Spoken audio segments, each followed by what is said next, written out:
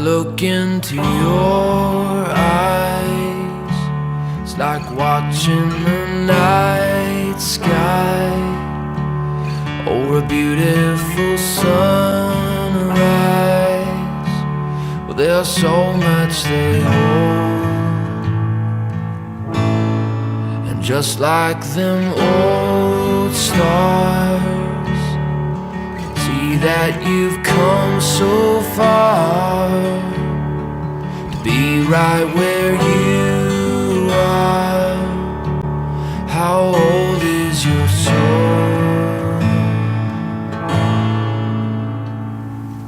I was brought up in Ocala, Florida, raised Catholic, and did everything I was supposed to do. Went through First Communion, did the confirmation like everybody else, but essentially had no desire to know more about God. So I sat in the Catholic Church for about 20 years, completely void and completely uninterested in learning more about God. I hated church, and my opinion was that I thought it was an enormous waste of my time. I was brought up in a Catholic church as well. I went to Catholic school for 13 years, and I was a good little Catholic schoolgirl during the day.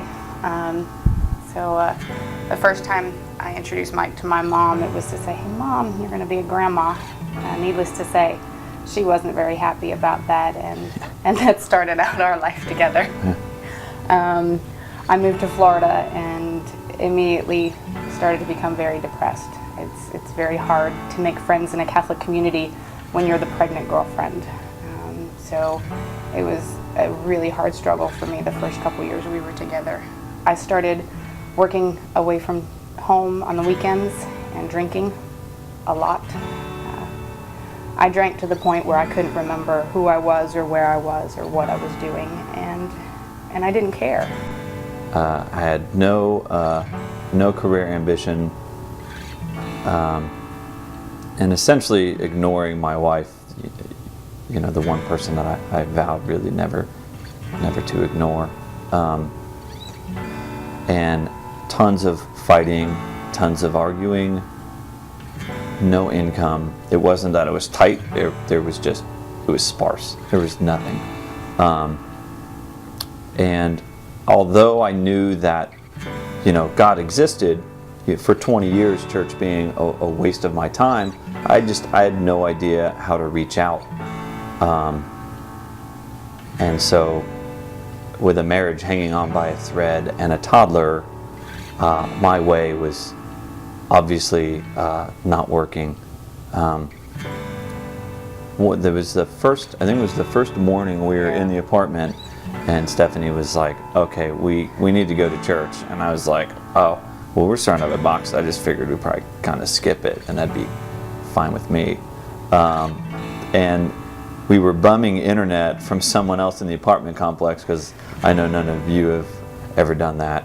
And Christ Church was the first in Google to pop up. I got several churches, but it was the only address that would give me directions to. And I had this feeling that morning that, not the feeling of, oh my gosh, the nuns are going to yell at me, I'm not going to go to heaven because I'm not going to church, but I had this emptiness inside. And I knew that Sunday that we were in such a place that only something bigger than us could help us, and we needed to be somewhere where God's love was, and that was the only thing that I could think of. We needed to go to church this morning. Well, I won't give up on us, even if the skies get rough. I'm giving you all my love, I'm still looking up. So we went to church.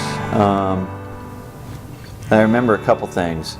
I remember the first person to greet us was Julie, and I remember when we left the church, Stephanie looked over and she said, "What do you think about that church? I thought it was nice." And I said, "I think we should keep looking," which really meant like I still wasn't sold on it.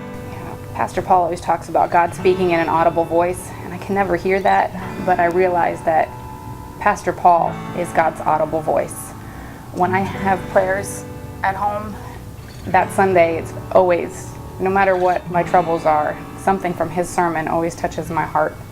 When I felt like I couldn't be forgiven, that was his sermon that weekend. And it completely changed my life. Coming to church has made such a difference. Realizing that I don't have to rely on my own strength. I used to pray, dear God, give me the willpower, give me strength. And I had to change my prayers to, dear God, please change my desires. Help me to desire to please you. And he answered those prayers. And I think our life is a million times better because of it. 'Cause even the stars, they burn. Some even fall to the earth. We've got a lot to learn, and God knows we're worth it. I think if we wouldn't have found Christ Church, it's very likely we wouldn't be married today. As much as we're the crazy Christ Church Financial Peace University people, without Christ Church and without having Christ in our life, I can be just about certain that we wouldn't be married today. And because of him, we'll be celebrating 10 years this January. Amen. Giving you all my love, I'm still looking up.